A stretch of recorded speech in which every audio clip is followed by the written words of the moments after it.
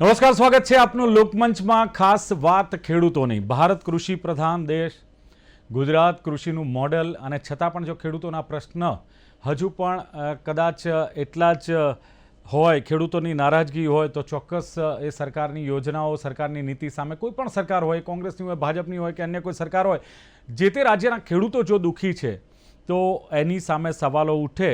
અને ફરી એકવાર ખેડૂતોના પ્રશ્નો જે ચર્ચાના કેન્દ્રમાં આવ્યા છે. એમએસપી મુદ્દે માંગ તેજ થઈ છે, વધતા ખર્ચ અને ખેડૂતોને પાકના યોગ્ય ભાવ નથી મળી રહ્યા એની રાવ છે. પાકના ભાવ અને ખેડૂતોની જે આવક છે, આ વચ્ચેનું એક મોટું અંતર, એ હું માનું છું એક મુખ્ય મુદ્દો છે. જો એ અંતર ઘટે તો ખેડૂતોના પ્રશ્નો થોડા ઘણા અંશે હલ થાય. પણ એક તરફ હવામાનની અનિશ્ચિતતા એ ચિંતામાં વધારો કરે છે. સિંચાઈ, વીજળી, ખાતરના પ્રશ્નો ખેડૂતો માટે પડકારરૂપ છે. અને બીજું કે ખેડૂત દેવામાં છે. ખેડૂતને દેવામાંથી માફી આપો, ઉદ્યોગોને આપો છો, ખેડૂતોને કેમ નહીં? આ બહુ જ એક મોટી માંગ ખેડૂતોની છે. એમએસપીમાં જે વધારો કર્યો છે, શું ખેડૂતોને એનો લાભ મળી રહ્યો છે? અને બીજું કે સિંચાઈ, વીજળી, ખાતર, આ મુદ્દો, આ પ્રશ્નો હજુ પણ કેમ યથાવત છે?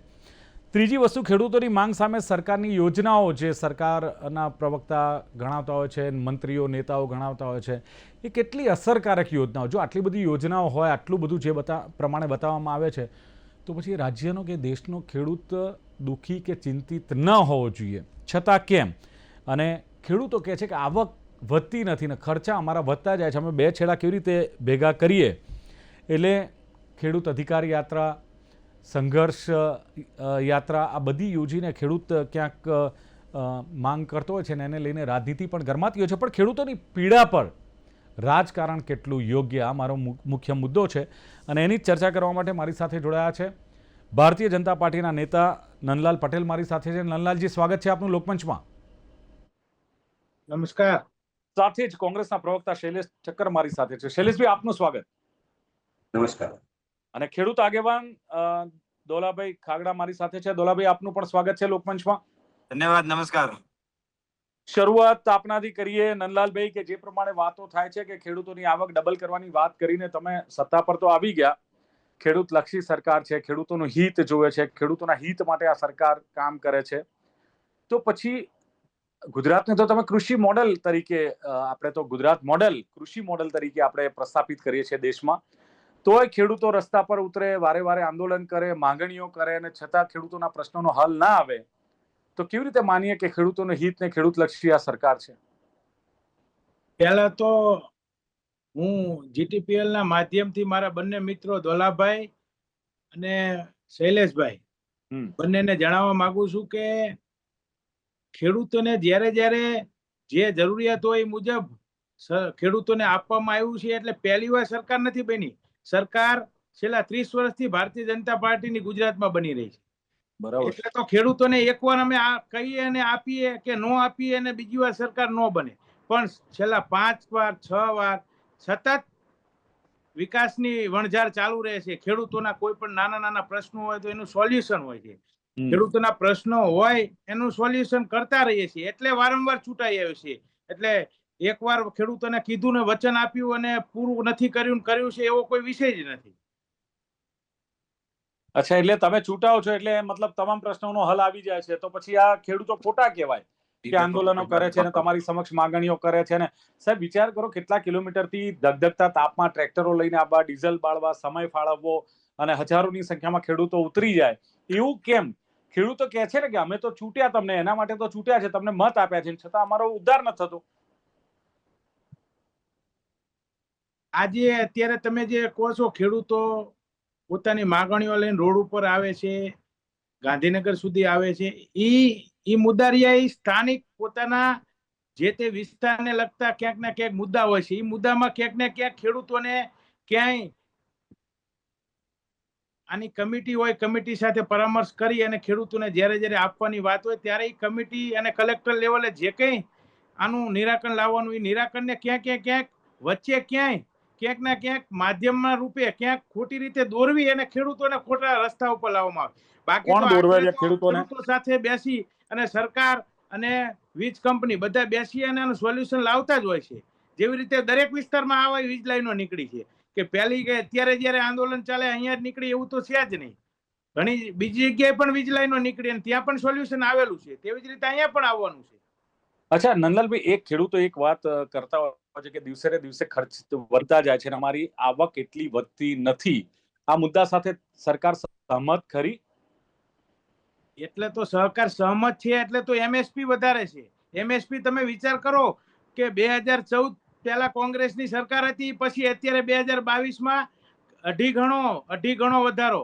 જે ભાવ હતા એનાથી અઢી ગણો બધી તમામ વસ્તુમાં. તો એ શું છે? આખરે તો ખેડૂતોને ક્યાંક ને ક્યાંક મોંઘવારી વધી એટલે તો એમએસપી વધારી. તમે એવું માનો છો કે કોંગ્રેસની સરકાર પછી 30 વર્ષથી તમારી સરકાર છે તો અઢી ગણી ખેડૂતોની જે તમે વાત કરી કે આવક વધી છે, તો મોંઘવારી અઢી ગણી જ વધી છે એવું માનો છો કે 250 ગણી વધી છે?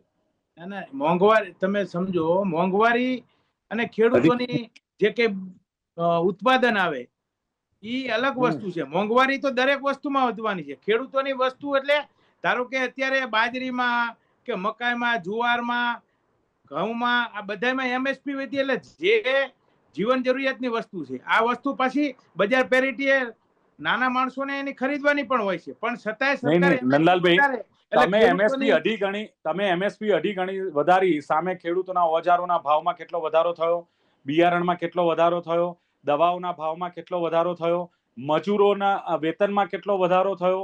આ શું અઢી ગણો થયો છે કે જેથી તમે એમએસપી આટલા વર્ષોમાં અઢી ગણી વધારી છે?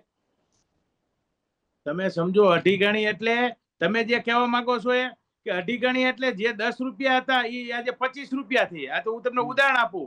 જે વસ્તુના આજે 500 રૂપિયા હતા એના 1250 પહોંચ્યા છે.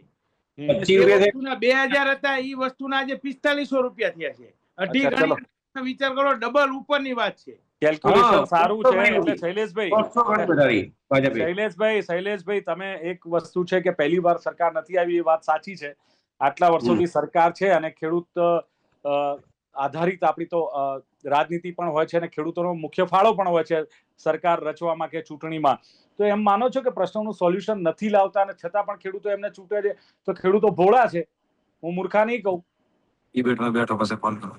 શૈલેષભાઈ, ખેડૂત એકદમ ભોળા છે. હું મોટે કહું છું, ખેડૂત એકદમ ભોળા છે. કારણ કે 30 વર્ષથી સરકાર, કીધું મારા પ્રવક્તા નંદલાલભાઈએ ભાજપના, કે 30 વર્ષથી સરકાર અમારી છે. શું કામ આવે છે? કે અમે કામ કરીએ છીએ. હવે બતાવો શું કામ કર્યા એમને એવું કીધું 2014 પછી 250 ગણી એટલે 150 ગણી વધી. 10 રૂપિયા વાળા 25 રૂપિયા ભાવ થઈ ગયા. બરાબર. હવે મને ખબર છે 13-14 ની અંદર અમારે ઘઉં ડાંગરના અમારા વિસ્તારમાં, સાણંદ બાવરા વિરુંગામ વિસ્તારની અંદર ડાંગર ઘઉંનો પાક થાય છે. અત્યારે તમને બિલ 400-450 ના કાલે વોટ્સઅપ કરીશ.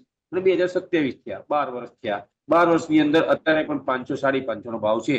એટલે અમારો ભાવ છે ને 3-4%, 5% વધ્યો ઘઉંમાં. હવે એ પ્રમાણે 2013-14 ખાતરી થયેલી હું 420-25 રૂપિયાનું બિલ બતાવું, અત્યારે 2200, 2400, 1800, 1700 એનું બિલ બતાવું. એટલે એ 12 વર્ષની અંદર ખાતરના 400 વાળા 2400 થયા અને ઘઉંના છે ને 400 વાળા 450 કે 500 થયા. એટલે હું તમને એ ડિફરન્સ, 14માં 60-65 રૂપિયા પેટ્રોલ હતું, અત્યારે 100 રૂપિયા છે.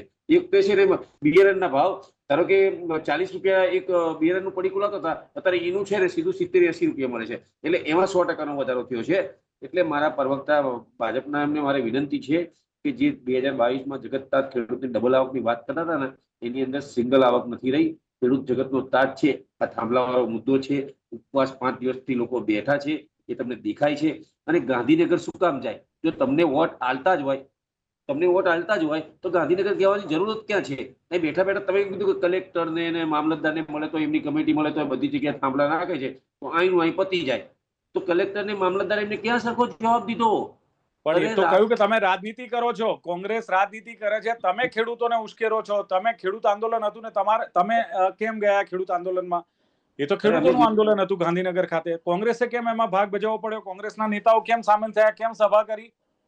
હા, લાલજીભાઈ દેસાઈ અને પાલભાઈ આંબલિયા 6 મહિનાની અંદર 4 મહિના એ જગ્યાએ ફર્યા, ગામડે ને કીધું આ કિસાન કોંગ્રેસ સમિતિ અને જે સંઘર્ષ સમિતિ છે, આ એ બે અને બીજા 38 સંસ્થાઓ ખેડૂતની મળી અને આ રેલી કરવામાં આવે છે. અને આ રેલીની અંદર આપણે ખાલી અલ્ટિમેટમ આપવા જવાનું છે અને આપણે 19 સુધીની અમારી તમામ વાતો કરેલી હતી. બીજું કે આ જે રેલી બગાડી એ બધું જાણે છે કોને બગાડી, પણ હું એમ કહું છું કે જગતનાથ ખેડૂતને જવાની કેમ જરૂર પડી? ચલો કોંગ્રેસ વિરોધ નહીં કરે તો કોણ કરશે? વિરોધ પક્ષમાં કોણ છે? એ વખતે પેલા ગેસના બાટલા લઈને માથે લઈને ફરતા હતા, એ ભૂલી ગયા તમે? ભાજપ ગેસના બાટલા માથે લઈને ફરતા હતા, 10 રૂપિયા 15 રૂપિયા વધ્યા, એ ભૂલી ગયા તમે? એ નથી ભૂલી ગયા? એ પ્રવક્તા સાહેબ ક્યાંક શૈલેષભાઈ તમે સાંભળ્યું છે કે ખેડૂતો પણ કહે છે કે પ્રત્યક્ષ કે પરોક્ષ રીતે જ્યારે કોંગ્રેસ અમને સમર્થન આપે એટલે અમારી જે લડત હોય છે ને રાજનીતિમાં ફેરવાઈ જાય, નુકસાન ખેડૂતોને થાય છે આમાં. કોંગ્રેસ જો વિરોધ પક્ષમાં તો કોંગ્રેસ છે, વિધાનસભાની અંદર જિગ્નેશ મેવાણી બોલવાના છે, અમિત ચાવડા બોલવાના છે, અને બધી જગ્યાએ અમે બોલવાના જ છીએ. વિધાનસભામાં તમે બોલો પણ સાહેબ રસ્તા પર ખેડૂતો ઉતરે ને એમાં તમે સામેલ થઈને બધો ભાર તમે ઉઠાવી લો. જો 6 મહિનાની અંદરનું જે હતું એમનું આખું આયોજન, પાલભાઈ આંબલિયાનું, લાલજીભાઈ દેસાઈ હતા, જયેશભાઈ પટેલ હતા, ભરતસિંહ ઝાલા હતા, પછી બીજા ભાઈ હતા, આ તમામ આયોજન હતું તેને એને ચોખ્ખું જ કીધું હતું કે ભાઈ આ રીતે આ સમિતિ જવાની છે. અને એ વખતે આપણે ચોખ્ખું જ કીધું હતું કે કોઈ કોંગ્રેસનો સિમ્બોલ નહીં, કોઈ આપનો સિમ્બોલ નહીં, તમામ આપણે ખેડૂત તરીકે જ જઈએ છીએ. કોઈ અમે અમારા પાલભાઈ આંબલિયાની આટલાની જે 3 મહિનાની સભા થઈ ગામડે ગામડે કે લાલજીભાઈ દેસાઈની થઈ તો કે કોંગ્રેસના પટ્ટો પહેરી કઈ સભા કરી છે? મને એક વિડીયો મોકલાવજો, હું કાલે પ્રવક્તામાંથી રાજીનામું આપી દઈશ. ભાજપની નીતિ છે અને નિષ્ઠા છે એમની એવી કે આમને કઈ આપવું નહીં. આમનો ઈરાદો નથી કે ખેડૂતોને આપવાનો. 5 દિવસ થયા, 1 દિવસ 2 દિવસ 3 દિવસ 5 દિવસ થયા, તો એ બતાવો 5 દિવસ થયા તો હજુ એમ કીધું કે ચલો ભાઈ આપણે કમિટી બોલાવીએ, આજ ખેડૂતને બોલાવીએ. ના, મુખ્યમંત્રીએ પણ કહ્યું છે, જીતુભાઈએ પણ કહ્યું છે ખેડૂતોના પ્રશ્નોના ઉકેલ લાવવાની વાત. બધાને ફરવા લઈ જઈશ, સવારમાં તૈયાર થઈ જજો, દિલ્હી આવી જજો, હું આવી જઈશ. કાલે આપણે બધા તાજમહેલ ફરવા જઈશું દિલ્હીમાં મારા તરફથી. ત્યાંથી હેલિકોપ્ટર લઈને પછી આપણે અમેરિકા જઈશું ટ્રમ્પને મળવા. બોલવામાં શું વાંધો છે? ચલો દોલાભાઈ ઓકે દોલાભાઈ, પ્રશ્નો ખેડૂતોના વર્ષોથી યથાવત છે. તમે જો આજકાલના નથી, કદાચ હું કહું છું કોંગ્રેસના સમયમાં પણ માંગ હતી, ભારતીય જનતા પાર્ટીની સરકાર છે તો પણ માંગ છે. ખેડૂતો કે ખર્ચ વધે છે એ પ્રમાણે અમારી આવક વધતી નથી, કેમ ઉકેલ નથી આવતો? શું લાગે છે કોઈ સિસ્ટમ, યોજનાઓને અમલીકરણ, ક્યાં પ્રોબ્લેમ ક્યાં છે દોલાભાઈ? પ્રોબ્લેમ દિલીપભાઈ એવું છે કે જે વાત કરી કે ભાવ વધ્યા છે 250 ગણા, આપણે ભાજપના પ્રવક્તાએ વાત કરી કે 250 ગણા વધ્યા, એટલે ખેડૂતો તો માલ આ રીતે થઈ ગયા. 250 ગણા નહીં, ખાલી 25% ગણા વધ્યા હોત ને તો એ બહુ થઈ ગયા. 250 ની વાત છોડો, હું તમને એક સીધો દાખલો ભાજપના પ્રવક્તાને કહેવા માંગીશ કે તમે જે વાત કરો છો કે ભાજપની અંદર કે ભાઈ સરકારની તમે 30 વર્ષની અંદર ભાવ વધ્યા છે, જેનાથી એક સદનના આંકડા જે છે આપણે આ વર્ષના ચાલુ વર્ષના, જેમાં ખેડૂત પરિવારની જે આવક છે એ 12,600 રૂપિયા માસિક નોંધાણી છે. એ જનરલી 12,600 રૂપિયામાં દિલીપભાઈ તમે વિચાર કરો, કોઈને આખા પરિવારને 1 મહિનો ક્યારે ચાલ્યું છે? એને છોકરાના ભણવાના ખર્ચા હોય, અને ખેતીના ખાતર દવા બિયારણ લાવવાનું હોય, અને લાઇટ બિલ ભરવાના હોય, અને સામાજિક પ્રસંગો કરવાના હોય, અને 12,600 રૂપિયા 5 વ્યક્તિઓના એના પરિવારના આવક થઈ છે. એટલે 12 કે ગણી લો તમે કેટલું થાય છે એની અંદર. એ ખેડૂત પરિવાર કઈ રીતે જીવી શકે? રહી વાત ડબલ ભાવની વાત કરું, ડબલ ભાવ 100% થયા છે, પરંતુ બજારમાં મળતી વસ્તુ છે ને એના ડબલ નહીં, 20 ગણા કરતા વધારે થયા છે. પણ ખેડૂતનો ભાવ જે છે ને ત્યાં હું તમને દાખલો આપું છું.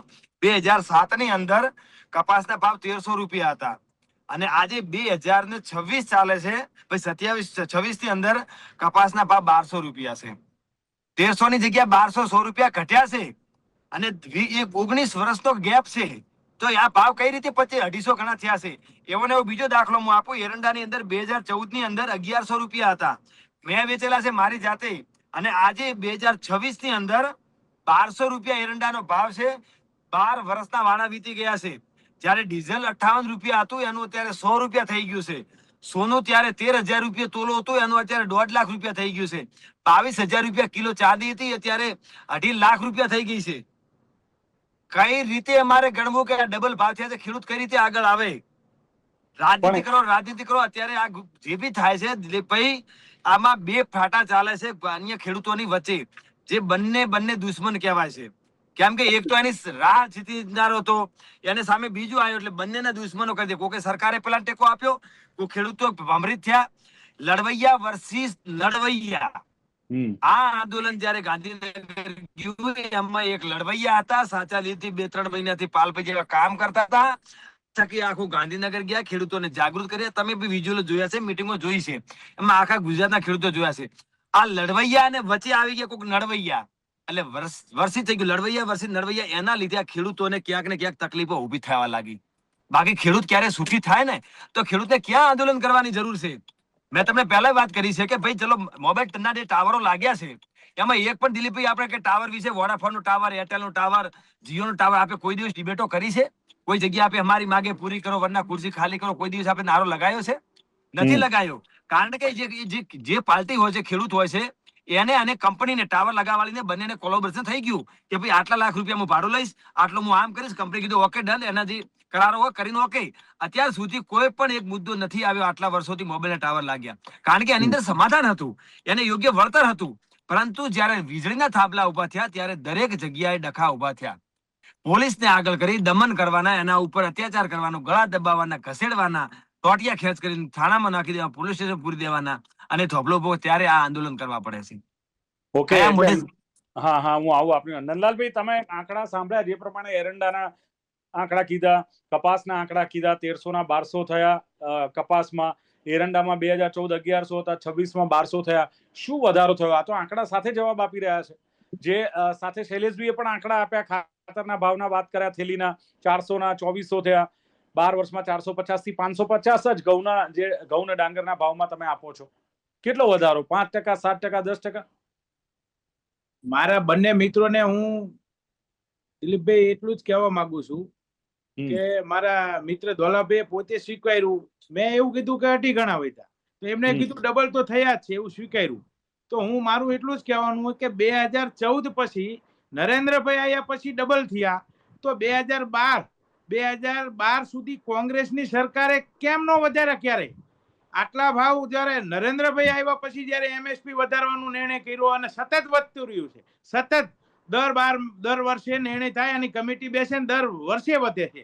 તો તમે આગલા 50 વર્ષોમાં ક્યારે આવા ખેડૂતો વિશે નંદલાલભાઈ, એ આંકડા દોલાભાઈએ જે આપ્યા ને એ 2014 ના જે આંકડા છે એમાં ને 2026 ના આંકડામાં કોઈ જાજો ફરક નથી.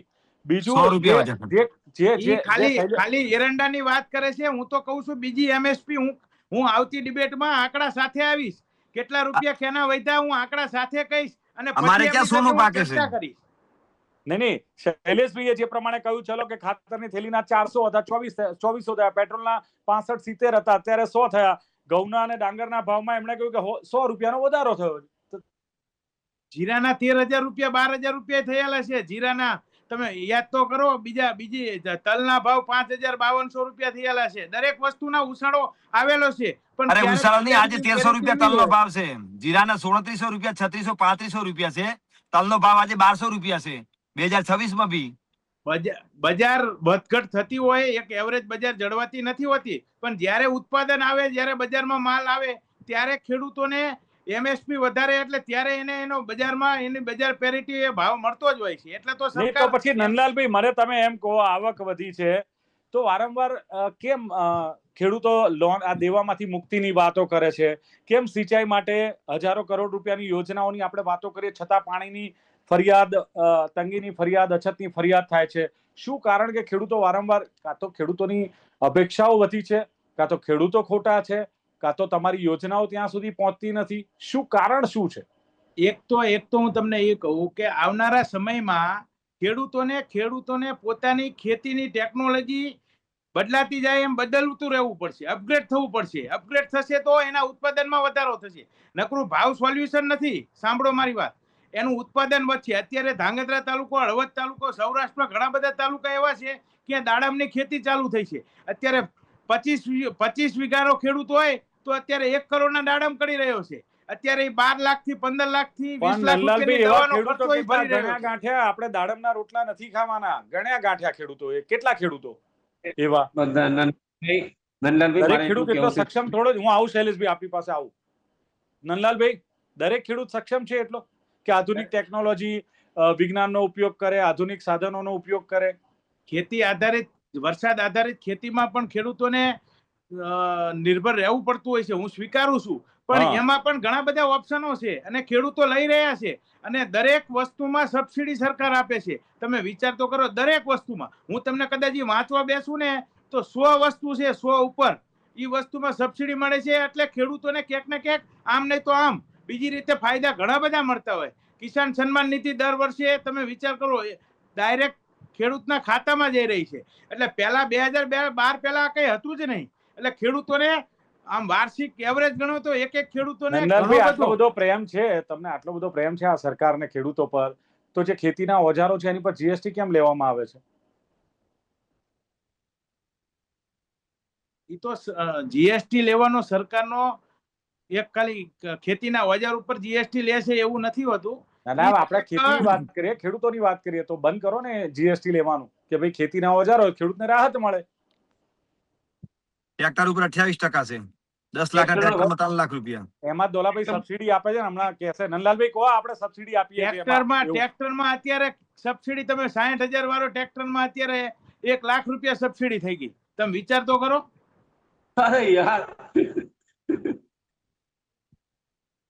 28% ટ્રેક્ટરમાં ટેક્સ લાગે છે. પહેલા 2012 થી 14 માં નંદલાલભાઈને ખબર જ્યારે ખેડૂતો, શૈલેષભાઈ, ખેડૂતોની માંગણી આવે છે ને, સાંભળો, ખેડૂતોને બોલવું શેનું પડે?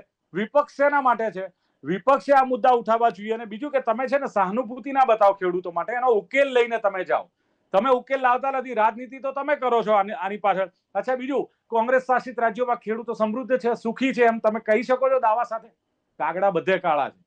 શૈલેષભાઈ, જો કાગડા કાળા છે તમે કહો છો, હર કેબિનેટ અમારી જે કોંગ્રેસની સરકાર છે, તમને ખબર છે કે દેવું કોને માફ કર્યું હતું સૌથી પહેલા?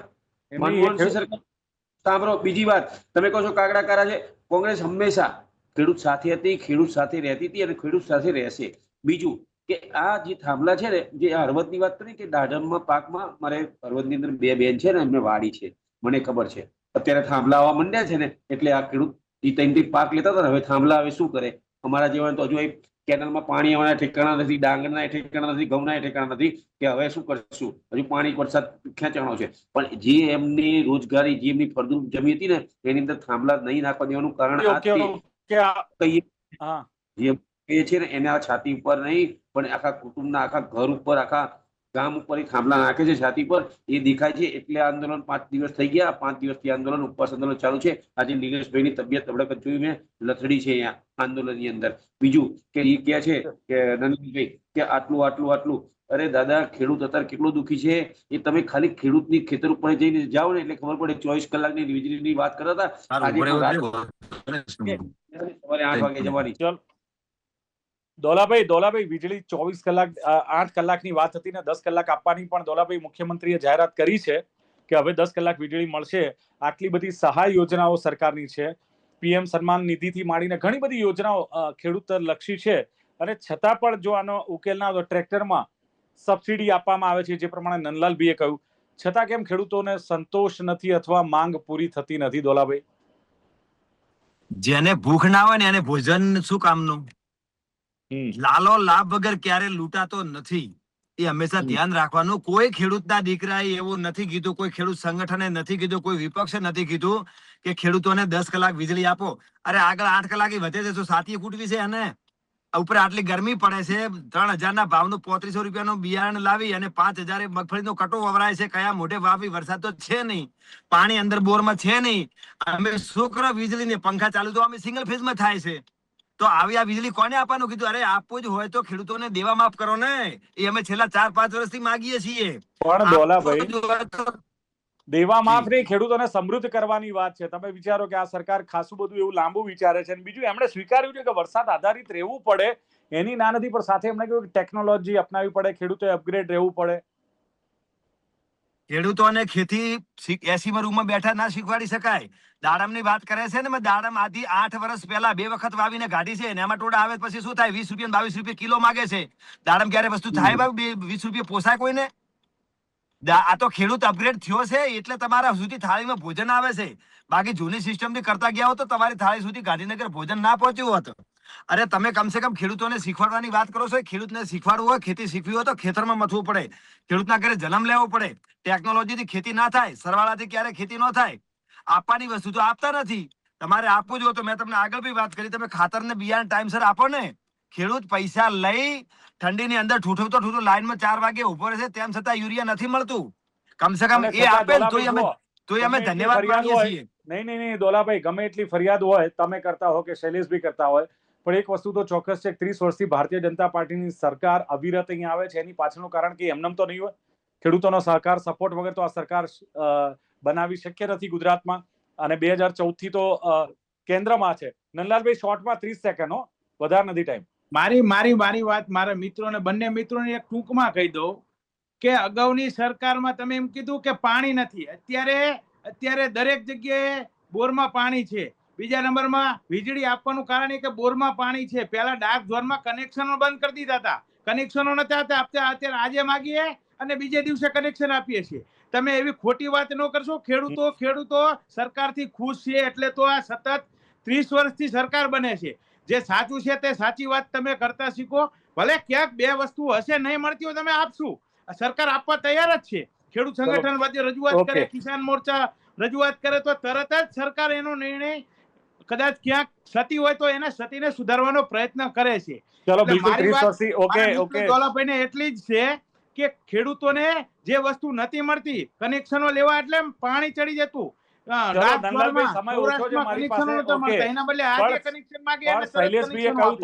શૈલેષભાઈએ કહ્યું દોલાભાઈ કે નંદલાલભાઈ કે 30 વર્ષથી સરકાર છે પણ ખેડૂતો ભોળા છે, એમનું કેવું છે. એમણે 2013-14 ની વાત કરી કે ઘઉં 2026માં કદાચ એમનું કેવું કે 14 વર્ષમાં 450 થી 550 થયા, એટલે 3 થી 5% વધારો કહ્યું. બીજું શૈલેષભાઈએ કહ્યું એમ કે ખાતર થેલીના 400 રૂપિયા ભાવ હતા, આજે 2400 રૂપિયા ભાવ છે. પેટ્રોલ 65-70 હતું, આજે 100 રૂપિયા છે. ખેડૂતને કેવી રીતે પોસાય? ડીઝલની પણ એમણે વાત કરી. પણ ખેડૂતોની આવક, શૈલેષભાઈનું કહેવું કે ડબલ નથી પણ સિંગલ પણ નથી રહી. અને ખાસ એમણે કહ્યું એમ કે ગાંધીનગર જવાની જરૂર કેમ ખેડૂતોને પડે, કેમ ખેડૂતો ગાંધીનગર ગયા, આ સવાલ પણ એમણે ઉઠાવ્યો છે. અને કોંગ્રેસ ખેડૂતો સાથે હતી, છે અને રહેશે. જ્યારે દોલાભાઈએ કહ્યું એમ કે ભાવ વધ્યા છે, 250 ગણા વધ્યા છે, પણ 25% વધે ને તો એ ખેડૂતો માલામાલ થઈ જાય. એટલે એ દાવા દોલાભાઈ ખોટા ગણાવે છે. ખેડૂત પરિવારની આવક એમણે માસિક કંઈક 12,600 રૂપિયામાં શું થાય, આવા સવાલ દોલાભાઈના છે. અને ભાવ જે ડબલ થયા પણ અન્ય ચીજ વસ્તુઓનું શું? અને એમનું પણ એમણે વાત કરી કે 2012માં જે કપાસ છે 1300 રૂપિયા હતું, 2026માં 1200 રૂપિયા થઈ ગયું. કપાસ સિવાય બી એરંડા 2014માં 1100 હતા, 2026માં 100 રૂપિયા વધ્યા, 1200 થયા. એરંડાની વાત કરી. અને સાથે એમણે કહ્યું કે જ્યારે આંદોલનમાં લડવૈયા વર્સિસ નડવૈયા થયા ત્યારે ક્યાંક મુશ્કેલીઓ ઊભી થઈ છે. સરકારે એનું સોલ્યુશન લાવવું છે. અને નંદલાલભાઈએ કહ્યું એમ કે જે જરૂરિયાત હોય તે મુજબ ખેડૂતોને આ ભારતીય જનતા પાર્ટીની સરકારે આપ્યું છે. 30 વર્ષથી સરકાર આવી છે, પહેલીવાર નથી છૂટાઈ. જો કદાચ ખેડૂતોનું અહિત કર્યું હોય ભાજપની સરકારે તો અમે વારંવાર છૂટાત નહીં. અને બીજું કે જે તે વિસ્તારના મુદ્દા એમણે કહ્યું કે હોય એ વિસ્તાર પૂરતા હોય, એની કમિટી બને છે અને એનું નિરાકરણ લાવે છે. નંદલાલભાઈએ કહ્યું કે ખોટી રીતે ક્યાંક ખેડૂતોને દોરવણી કરવામાં આવે છે અને ભરમાવવામાં આવે છે. 2014 પછી એમણે કહ્યું કે ભાવ જે છે એ આવક ડબલ થવાની વાત છે, પણ 2012માં કોંગ્રેસે શું કર્યું એ સવાલ ઉઠાવ્યા. ખેડૂતોએ અપગ્રેડ થવું પડશે, જૂની પદ્ધતિને નહીં વળગી રહેવાનું. અને એ વાતનો પણ સ્વીકાર કર્યો કે માત્ર વરસાદ આધારિત રહેવું પડે છે ક્યાંક, એ પણ સ્વીકાર્યો છે. પણ ડાર્ક ઝોનમાં કનેક્શન આપ્યા છે અને આ સરકાર સોલ્યુશન લાવશે એવી આશાવાદ વ્યક્ત કરી છે. ચર્ચાનું સમાપન કરીએ છીએ. નંદલાલ પટેલ, શૈલેષ ઠક્કર, દોલાભાઈ ખાગડા, ત્રણે જોડા ખૂબ ખૂબ આભાર. Thank you very much. દર્શક મિત્રો, આ હતી ચર્ચા ખાસ ખેડૂતોની પીડા અને આ પીડા પર રાજકારણ કેટલું યોગ્ય. ફરી મળીશું. જોતા રહો ગુજરાત ન્યૂઝ. નમસ્કાર.